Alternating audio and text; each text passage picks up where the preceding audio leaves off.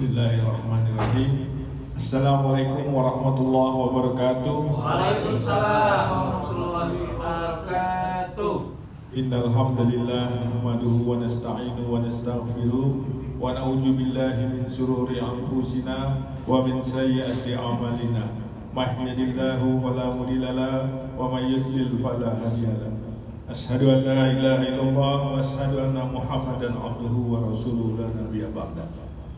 Puji syukur kehadirat Allah Subhanahu wa taala yang mana pada siang hari ini kita bisa berkumpul di tempat yang mulia ini melaksanakan sholat zuhur secara berjamaah yang insyaallah akan kita lanjutkan dengan kajian Islam yang insyaallah akan dibawakan oleh Ustadz Al-Mirzad Romza dengan tema jangan berpaling dariku, jangan berpaling dari Allah. Dari Pak Iwan salah. Salawat serta salam tak lupa kita sampaikan kepada Nabi kita Nabi Muhammad SAW beserta keluarganya, sahabatnya dan juga kepada kita semua yang hadir di sini. Insya Allah mendapatkan syafaatnya di hari akhir nanti. Amin ya rabbal alamin. Biar panjang lebar, demikianlah yang bisa saya sampaikan. Bila taufik wal hidayah. Wassalamualaikum warahmatullahi wabarakatuh. Waalaikumsalam warahmatullahi wabarakatuh. Bismillahirrahmanirrahim. Assalamualaikum warahmatullahi wabarakatuh. Waalaikumsalam.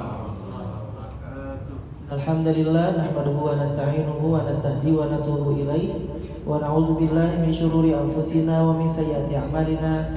May yahdihillahu fala mudilla lahu wa may yudlil falan tajida lahu waliyyan mursyida.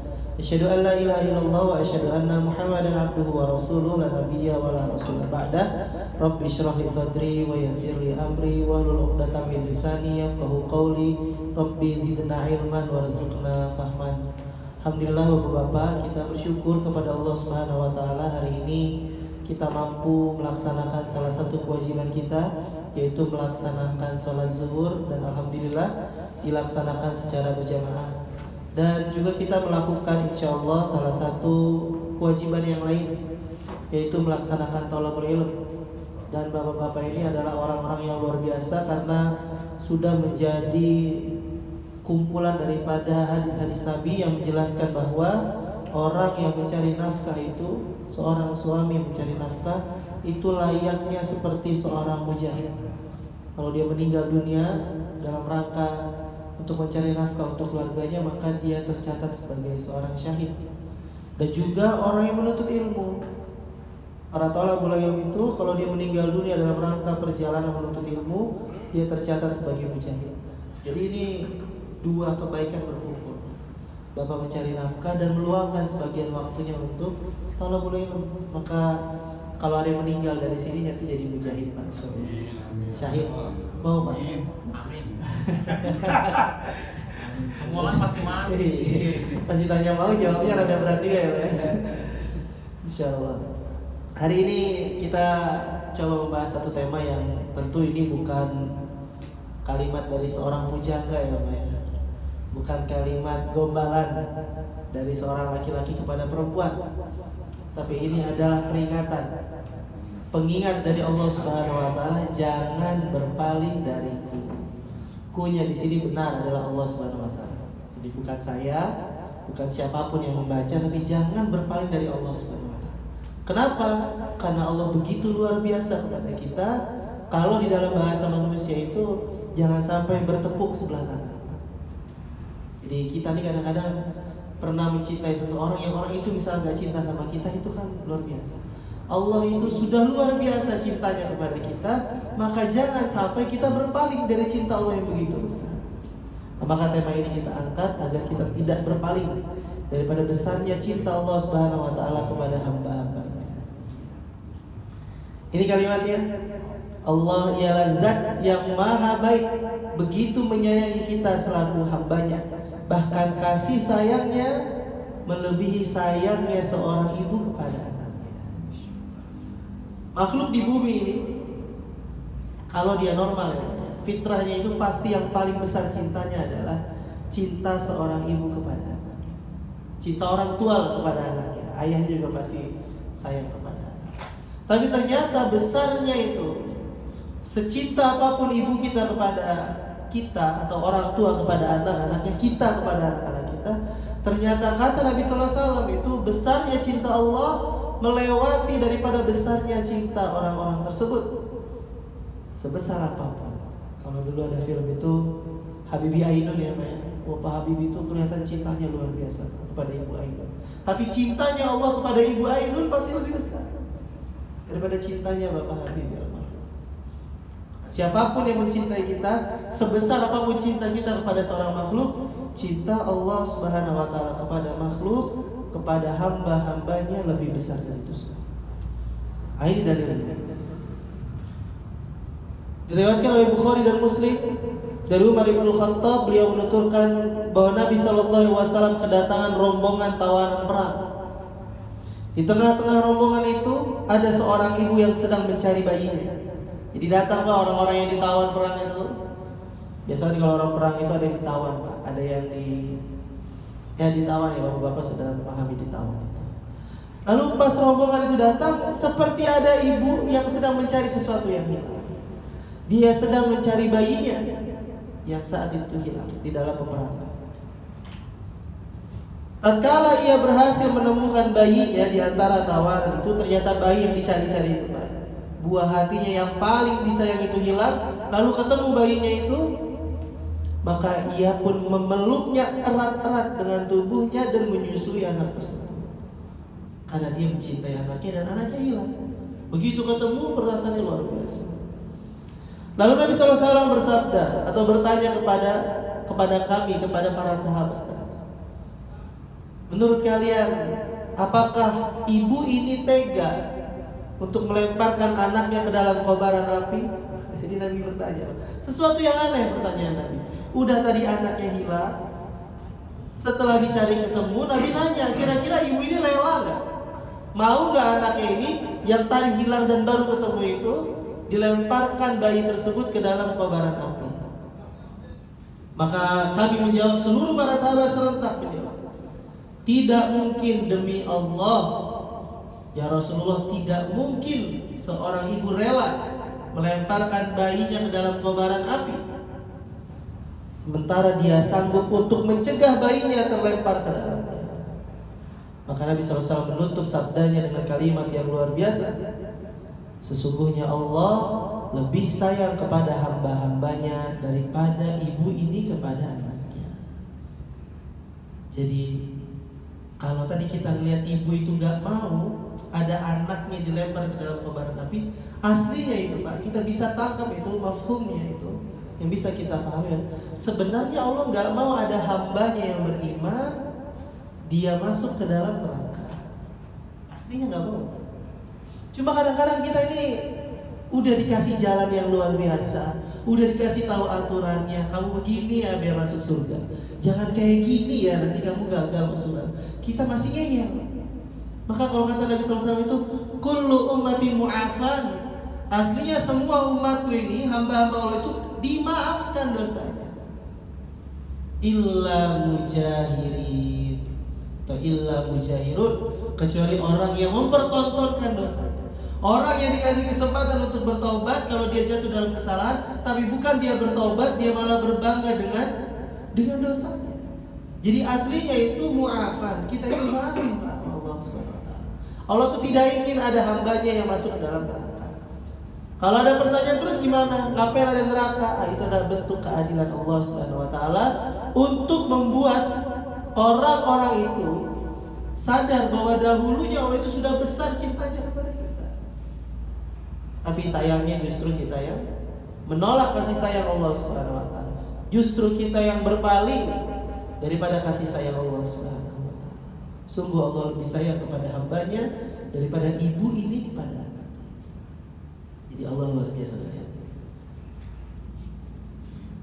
Kasih sayang Allah meliputi seluruh makhluk di muka bumi ini. Bahkan yang kafir, yang non muslim, orang-orang yang bahkan memusuhi Allah Subhanahu wa taala, Allah tetap memberikan rasa kasihnya kepada orang tersebut. Mana contohnya? Kita bisa lihat hari ini Pak, begitu besar karunia dari Allah kepada orang-orang musyrik, orang-orang kafir, bahkan orang-orang yang memerangi Islam. tidak dibatasi rizkinya, tidak dibuat menjadi miskin mereka semua. Kenapa? Karena memang nilai di sisi Allah itu dunia nggak ada apa-apanya. Tapi yang paling besar kenikmatan itu adalah di negeri akhirat. Jadi kalau hari ini orang-orang non-muslim itu berbangga-bangga dengan hartanya, Bapak nggak usah sedih. Bapak nggak usah bilang capek saya sholat terus. Tetangga saya nggak sholat, dia hidupnya malah enak. Tetangga saya non-muslim hidupnya malah penuh dengan kemewahan. Saya yang udah sholat, puasa, zakat, sedekah dan lain sebagainya, hidup masih begini-begini aja. Jadi kasih sayang Allah memang meliputi seluruh makhluk. Itulah bagaimana Allah memiliki sifat Ar-Rahman. Tapi kasih sayang Allah ada yang diberikan khusus hanya kepada orang-orang yang beriman kepada Allah. Itu perbedaan Ar-Rahman dan Ar-Rahim. Rahman ya Allah, rasa kasihnya Allah itu diliputi kepada seluruh makhluk. Tapi sayangnya Allah hanya diberikan kepada hambanya yang beriman. Inilah dalilnya tadi, kalimat yang sebelumnya saya tuliskan, yaitu surat Ghafir ayat ke-7. Rabbana wasi'ta kulla syai'in rahmatan wa ilma. Wahai Tuhan kami, rahmat dan ilmu-Mu meliputi segala sesuatu. Semuanya. Ilmunya Allah, kasih sayangnya Allah, semuanya meliputi seluruh makhluk di muka bumi ini. Jadi aslinya itu Allah bukannya seperti pilih kasih Pak kepada orang beriman. Bapak kan pernah baca hadis ya. Sesungguhnya dunia itu sijnul mukmin wa jannatul kafir. Dunia itu bagi orang beriman kayak penjara. Tapi bagi orang kafir, dunia itu seperti surga. Lah kok begitu banget sih, aneh banget. Yang menyembah Allah, yang beriman kepada Allah malah dibuat dunia ini seperti penjara. Kenapa? Karena memang orang itu hidup harus ada aturannya. Hidup ini kalau nggak ada aturannya malah nggak seru. Contoh, kenapa bapak-bapak nonton bola jadi seru? Karena nunggu bolanya masuk ke dalam gawang. Jadi yang ditunggu-tunggu di dalam sepak bola itu, yaitu bola masuk ke dalam gawang, itulah yang gol dan jadi pemenang. Bukan siapapun yang megang bola, dan bolanya cuma satu yang dimainin. Bukan semua orang megang bola, semua orang nanti yang megang bola atau dia boleh ngelempar langsung ke dalam gawang dia semua pemenang. Tapi dia menjadi seru, dia menjadi enak untuk dilihat karena ada aturan yang mengikat. Kalau semuanya dibebas-bebaskan saja, maka tidak seru di dalam tontonan sepak bola. Maka begitu juga di dalam kehidupan kita. Kenapa manusia itu disebut si jenun, orang beriman itu? Karena dia seperti ditawan di dalam penjara karena sangat banyak aturan yang mengikat. Tapi itulah cara Allah Subhanahu wa taala memantaskan kita sebagai penghuni surga. Di surga itu ibu-ibu udah gak ada yang pakai hijab, gak ada yang pakai kerudung lagi. Di surga itu orang udah gak ada yang sholat. Kita dibersamai oleh para bidadari. Ibu-ibu banyak yang nanya dulu, berarti nanti saya kalah cantik katanya dari bidadari. Ternyata bidadari itu hanya seperti dayang-dayang. Sedangkan para ibu, para istri yang dulu di dunia itu seperti permaisurinya, seperti seorang ratu. Kenapa? Karena dia masuk surga lewat perjuangan. Bidadari surga masuk surga karena Allah ciptakan di dalamnya. Jadi mereka yang berjuang adalah mereka yang menjadi pemenang. Nah, maka rahmat Allah Subhanahu wa taala itu memang meliputi semuanya. Nah, itu yang bawah adalah kasih sayang Allah Subhanahu wa taala. Sesungguhnya Allah memiliki 100 rahmat, 100 kebaikan, 100 kasih sayang. Salah satu di antaranya diturunkan kepada kaum jin, manusia, hewan dan tumbuhan. Jadi dari 100 itu Pak, yang diturunkan ke muka bumi ini cuma 1. Dan 1 rahmat Allah aja udah bisa menghidupi, menyenangi dan memenuhi semua kebutuhan penduduk bumi. Meliputi jin, manusia, hewan, tumbuhan. Hanya 1 dari 100. Nah, itu yang disebut dengan kasih sayang Allah untuk seluruh makhluk. Tetapi dengan rahmat itulah mereka saling berkasih sayang. Dengan pula binatang liar mengasihi anaknya. Sampai para binatang itu Pak bisa saling mengasihi dengan anaknya itu karena 1 rahmat Allah. tetapi Allah menyimpan 99 rahmat untuk Dia curahkan kepada hambanya pada hari kiamat. Maksudnya untuk mereka yang beriman. Bapak kalau ikut lomba, ada hadiah-hadiah kecil, disebutin namanya kita nggak menang nggak apa-apa, karena kita nunggu hadiah yang paling gede. Kecil-kecil kasih orang aja deh. Yang penting hadiah yang paling gede, door prize yang paling utama saya yang dapat. Grand. Ya, yang paling besar itu, grand door prize itu kita. Jadi kalau misalnya kita kecewa gara-gara orang-orang dapat yang kecil-kecil itu, padahal Allah sudah siapkan yang besar nanti di kehidupan akhirat, kita aneh itu. Gak usah khawatir dengan itu semua. Sebesar apapun hari ini kita melihat nikmat orang lain, apalagi dia orang non-muslim, jangan pernah kecewa dan iri, karena kita sudah disiapkan nikmat yang jauh lebih besar dari itu semua, yaitu 99 rahmatnya Allah, yang satu rahmatnya saja sudah mampu memberikan kebaikan untuk satu muka bumi. Maka bagaimana nikmatnya, besarnya 99 rahmat yang Allah sudah siapkan untuk kita sebagai hambanya, yaitu hamba-hamba Allah yang beriman kepada Allah SWT. Maka raihlah rahmat Allah dan keberkahan dari Allah SWT. Ini ayat yang paling masyhur kita kaji hari ini. Allah Subhanahu wa taala berfirman di dalam surat Thaha ayat 123 dan 124. Kata Allah Subhanahu wa taala, "Fa imma ya'tiyannakum minni hudan famanittaba'a hudaya fala yadhillu wa la yashqa." Maka jika datang kepadamu petunjuk dariku, petunjuk di sini adalah Al-Qur'an dan hadis. Ya, jadi yang disebut petunjuk dari Allah itu adalah Al-Quran dan Al-Hadis. Kenapa ini saya sebutkan? Karena zaman saya belajar dulu di UIN itu, ada sebagian komunitas di dalam kaum muslimin itu disebut dengan ingkarus sunnah.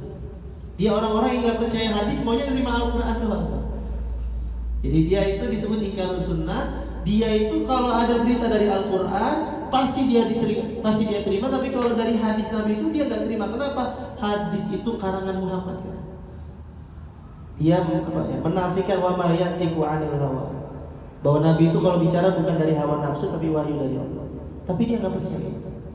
Makanya dia nggak percaya siksa kubur dan lain sebagainya. Kenapa?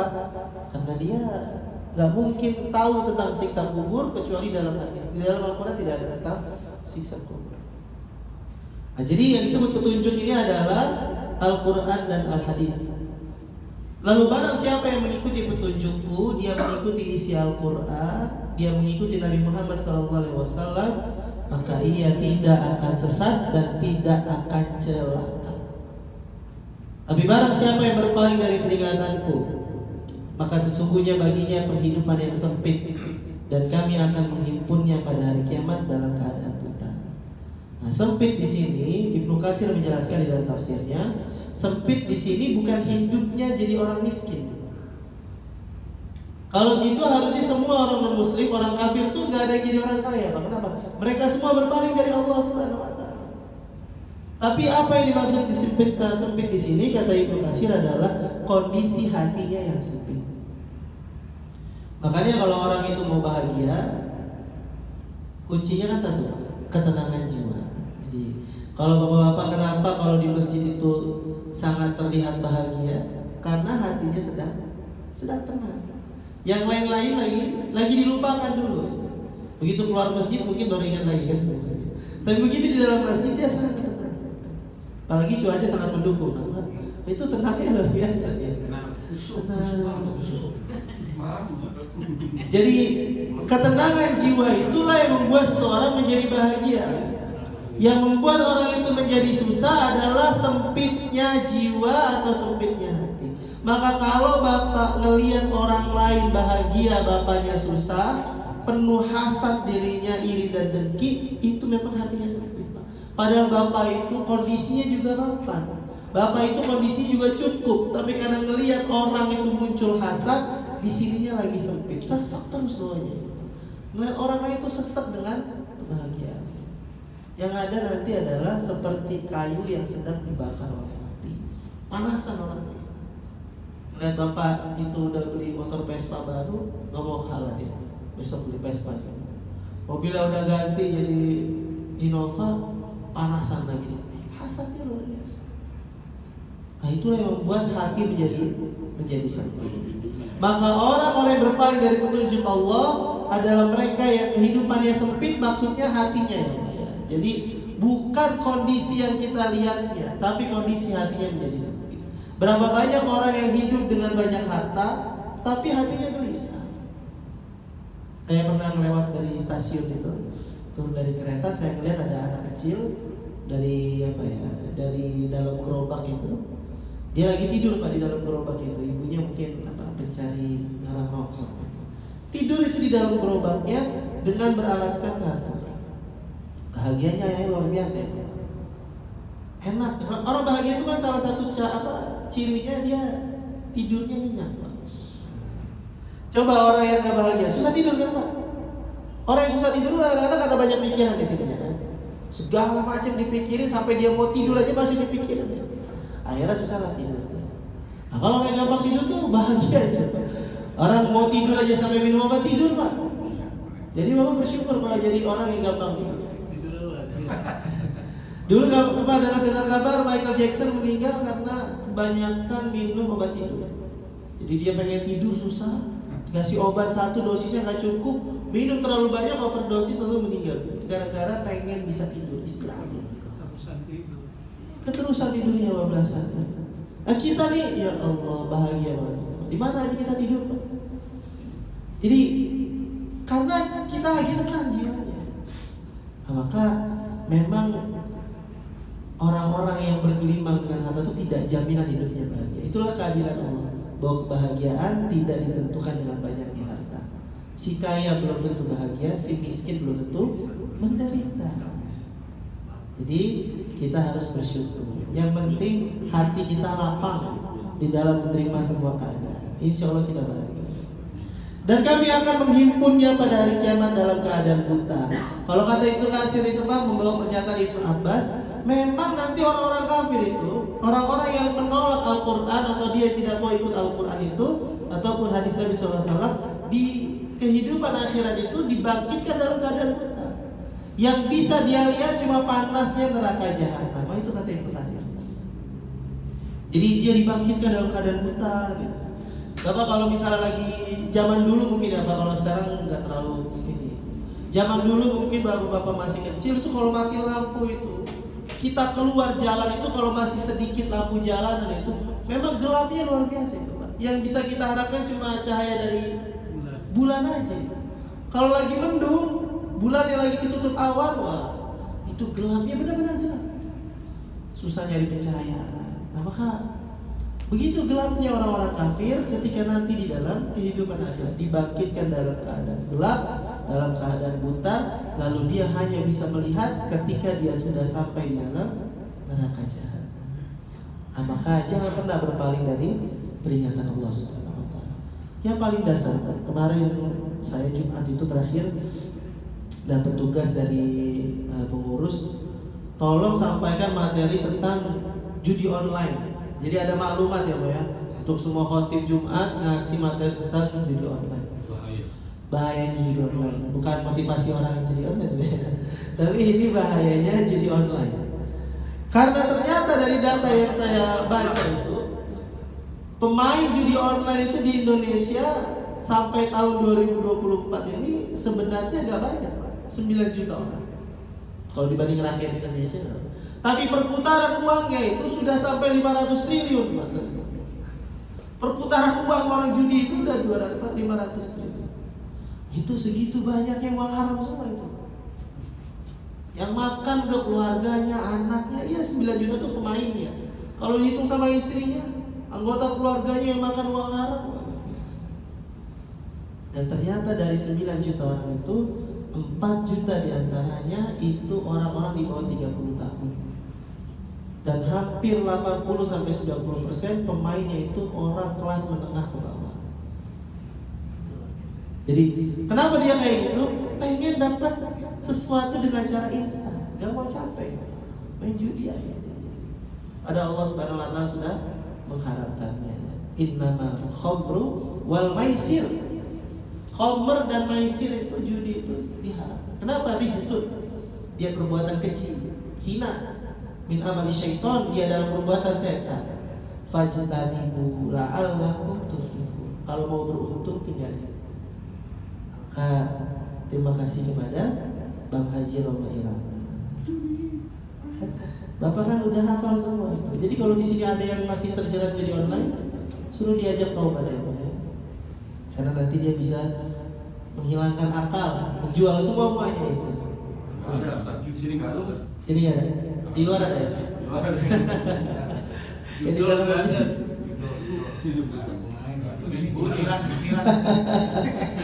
jadi online, pinjaman online, nah pinjol juga hati-hati apa ya, kalau di dalamnya ada riba tolong dijauhkan. Termasuk judi konvensional, Ustaz. Wah itu apa? aja. Jadi konvensional. Jadi biasa yang gini itu konvensional. Oh masih ada yang kayak gitu. Burung itu. Ya Allah, malah balik lagi ke zaman dulu ya, jadi Udah. zaman dulu ya, pakai kartu, pakai. Copro, cupang. Judi konvensional. Ya Allah, orang udah pada online, kita masih konvensional di sini. Maka caranya adalah kembalilah kepada Allah. Kalau sudah terlanjur jatuh, kembalilah kepada Allah. Kemarin itu saya dapat curhatan pada ibu-ibu majelis tadi. Ustaz, boleh ya suami saya mau pinjaman pakai nama dan nomor handphone saya? Saya bilang tega banget bu suaminya bu. Iya, soalnya harus ada namanya di dalam kakak. Gak bisa pakai nama orang lain, gak bisa. Tapi ada ribanya itu, ada sih saya tahu. Ya. Tolong kalau istrinya disayang atau suaminya sayang sama istrinya, jangan korbankan istrinya. Terus saya pinjam sama siapa bu? Pinjam sama saya bu. Kalau duitnya gak gede saya kasih pinjam, saya bilang. Jadi ternyata sampai segitunya Pak, luar biasa. Suami aja rela korbanin istrinya. Kenapa sih orang bisa pinjam begitu? Kadang-kadang bukan karena kebutuhan, karena kemauan, karena keinginan, karena nggak mau kalah. Aslinya kalau bicara kebutuhan, pasti sudah Allah lengkapi. Wa min dabbatin fil ardh. Semua yang ada di dalam kehidupan ini, bahkan sampai binatang-binatang melata itu sudah dijamin rezekinya. Nggak usah khawatir. Memang kadang-kadang yang susah itu nurutin keinginan, gaya, hobi aja luar biasa itu nilainya gede banget. Saya pernah ketemu orang beli sepeda itu mahal banget Pak, harga sepedanya Pak. Ya kalau dia sanggup sih silakan. Kalau sampai ngutang itu kan repot itu.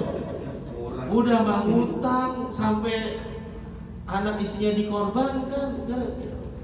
Raket, Ustaz, jalan sepeda raket. Di sini ada yang main sepeda ya? Raket. Tanaman, raket nyamuk. Raket nyamuk. Jadi kalau sesuai kebutuhan aja kayaknya bisa Pak. Cuma kadang-kadang nurutin itu yang repot kita itu. Yang kita pengen ngikutin gaya, ngikutin tren itu yang repot itu. Dan kayaknya sih ya orang-orang jatuh di dalam pinjaman online itu karena pengen nurutin kemauannya. Anjing gimana Pak Ustaz? Hah? Mancing juga. Jualannya mahal, jualannya. Jualannya Asal jangan sampai kita rela menggadaikan itu dengan melakukan yang diharamkan. Maka kalau sudah terjatuh, kembalilah kepada Allah.